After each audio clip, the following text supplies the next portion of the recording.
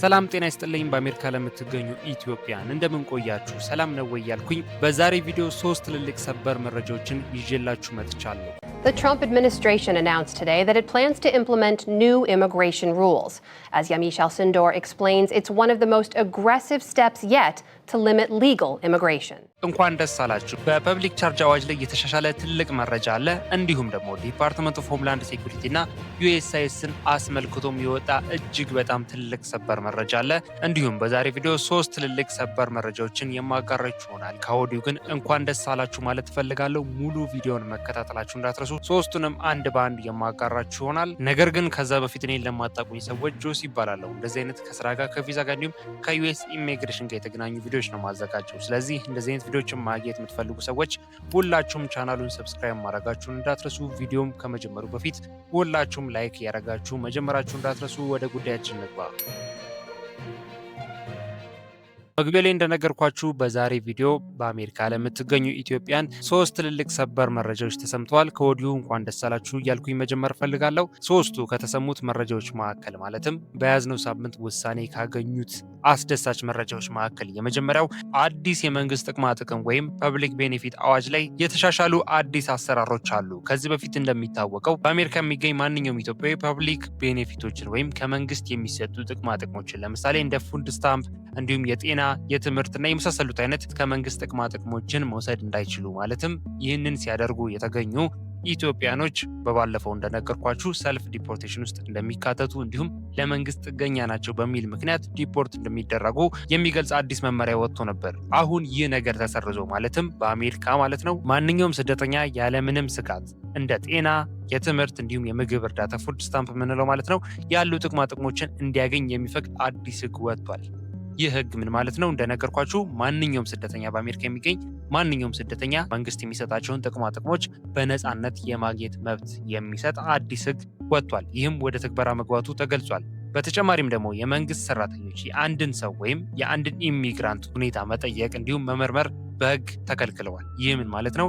ማንኛውንም ስደተኛ ማለት ነው ምንም አይነት የመንግስት እርዳታዎች ወይም ፐብሊክ ቤኔፊት የሚባሉትን ነገሮች በሚጠቀምበት ጊዜ ስለሱ ማንነት ማጣራት፣ ስለሱ የባክግራውንድ የኢሚግሬሽን ባክግራውንድ ነገሮች ወይም መረጃዎች ማጣራት የመሳሰሉት አይነት ነገሮችን ማድረግ እንዳይችሉ የመንግስት ሰራተኞችን እገዳ ተደርጎባቸዋል። ይህ በአሜሪካ ለምንገኝ ስደተኞች እጅግ በጣም ኢምፖርታንት ነገር ነው። ምክንያቱም የመንግስት ጥቅማ ጥቅሞችን በምንጠቀምበት ወይም ፐብሊክ ቤኔፊት የሚባሉትን ነገሮች በምንጠቀምበት ጊዜ ባክግራውንዳችንን ቼክ አድርገው ነው እንድንባረር ወይም ዲፖርት እንድንደረግ ወደ እስር ቤት እንድንገባ የመሳሰሉትን መጥፎ የተባሉ ነገሮችን የሚያደርጉብን። ስለዚህ ይህ ባክግራውንዳችንን ቼክ ማድረግ እንዳይችሉ መንግስት መስሪያ ቤቶች ማለትም ዲፓርትመንት ኦፍ ሆምላንድ ሴኩሪቲ እና ዩኤስሲአይኤስ ማለት ነው ማድረግ እንዳይችሉ በመንግስት ክልከላ መደረጉ ይህ እጅግ በጣም የሚያስደስት መረጃ ነው። ስለዚህ በመጀመሪያ ደረጃ እጅግ ሰበር የተባለው መረጃ ማንኛውም ስደተኛ ማለትም በአሜሪካ የሚገኝ ማንኛውም ስደተኛ ፐብሊክ ቤኔፊት የሚባሉትን ወይም የመንግስት ጥቅማ ጥቅሞችን በነፃነት ከዚህ በኋላ መጠቀም እንደሚችል ተገልጿል። ለዚህም አዲስ ህግ ወጥቷል። ይህም ወደ ስራ መገባቱ ተገልጿል። The Trump administration announced today that it plans to implement new immigration rules. As Yamiche Alcindor explains, it's one of the most aggressive steps yet to limit legal immigration. Today's new rule from the Trump administration limits who will be eligible for a green card in the United States. Under current law, immigrants are already required to prove that they are not what the government deems a, quote, public charge. በሁለተኛ ደረጃ እጅግ ሰበር መረጃ የተባለውና አስደሳች መረጃ ዲፓርትመንት ኦፍ ሆምላንድ ሴኩሪቲ ወይም ዲኤችኤስ የምንለው የበጀት መታገድን ይመለከታል። የአሜሪካ ሴኔት አባላት በበጀት ረቂቁ ላይ ባለመስማማታቸው ማለትም የዲኤችኤስ ወይም ዲፓርትመንት ኦፍ ሆምላንድ ሴኩሪቲ የምንለው በጀት በየአመቱ የሚሰጠው በጀት ማለት ነው በከፊል እንዲቀነስ ወይም በከፊል እንዲዘጋ ተደርጓል። ወይ ደግሞ የዲፓርትመንት ኦፍ ሆምላንድ ሴኩሪቲ በግማሽ ገቨርንመንት ሸትዳውን ውስጥ እንዲገባ ተደርጓል። ይህ ምን ማለት ነው? ከዚህ በፊት ዲፓርትመንት ኦፍ ሆምላንድ ሴኩሪቲ ሲጠይቅ የነበረው የበጀት አማውንት በግማሽ እንዲቀነስበትና በዚህ አመት ማለትም በያዝነው 2026 ማለት ነው ለዲፓርትመንት ኦፍ ሆምላንድ ሴኩሪቲ የሚሰጠው በጀት በከፊል የተቀነሰ እንዲሆን ተወስኗል። ይህ መወሰኑ ለኛ ምን ያህል ኢምፖርታንት እንደሆነ ቀጥሎ አስረዳችኋለሁ። There is no end in sight to a partial government shutdown. DHS funding lapsed on Saturday after Democrats in the White House failed to reach a deal on ICE reforms. Congress is now on recess until February 23rd. That's next Monday.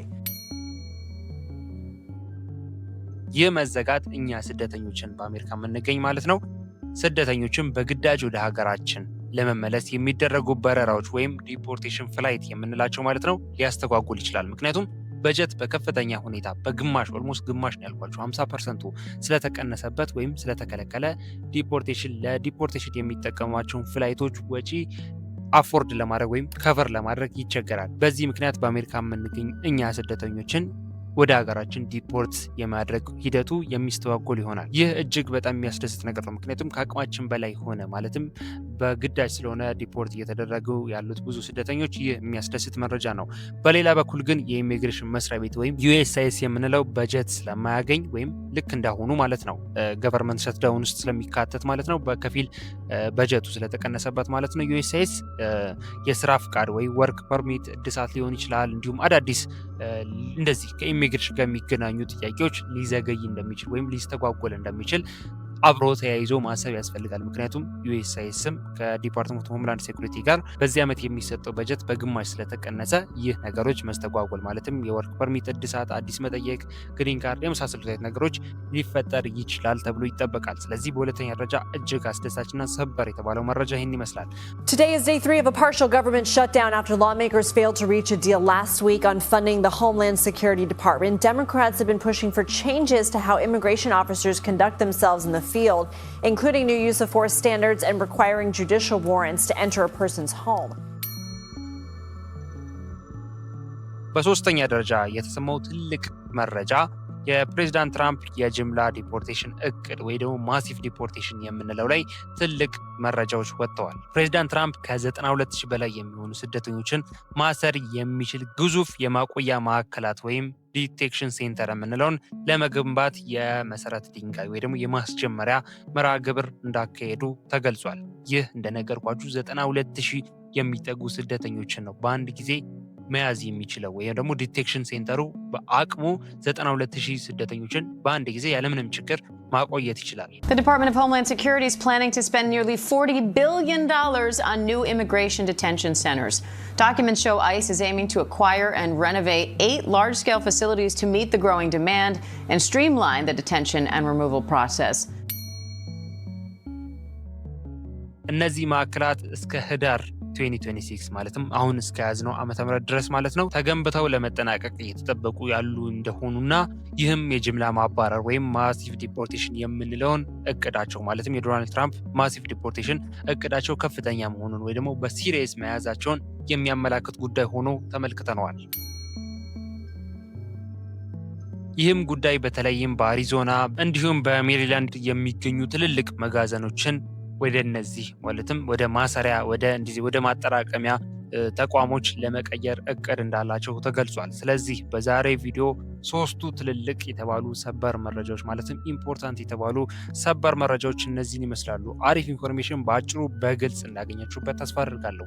ሀሳብ አስተያየታችሁ እንዲሁም ስለነዚህ ጉዳይ ምን ትላላችሁ? ሀሳባችሁን ኮሜንት ላይ አጋሩኝ፣ የምንወያይበት ይሆናል። መግቢያ ላይ እንደነገርኳችሁም ለዚህ ቻናል አዲስ የሆናችሁ ሰዎች ሁላችሁም ቻናሉን ሰብስክራይብ ማድረጋችሁ እንዳትረሱ። እንደዚህ አይነት ከስራ ጋር ከቪዛ ጋር እንዲሁም ከዩኤስ ኢሚግሬሽን ጋር የሚገናኙ ቪዲዮዎች ስለሆነ ማዘጋጀው በግሪን ካርድ በአሳይለም እንዲሁም በተለያየ አይነት የቪዛ አማራጭ በአሜሪካ የምትገኙ ኢትዮጵያን ቻናሉን ሰብስክራይብ ማድረጋችሁን እንዳትረሱ። ቪዲዮንም ከመውጣታችሁ በፊት ላይክ እያደረጋችሁ ምን ያህል እየወደዳችሁት የተመቻችሁ እንዲሁም አዳዲስ መረጃዎችን እያገኛችሁበት እንደሆነ አሳውቁኝ። ምክንያቱም ላይክ ባረጋችሁት ቁጥር ምን ያህል ቪዲዮ እየወደዳችሁት እንደሆነ ስለምረዳ በርካታ አዳዲስ መረጃዎች ተከታትዬ የማደርሳችሁ ነው። ስለዚህ ሁላችሁም ቻናሉን ሰብስክራይብ ማድረጋችሁ እንዳትረሱ።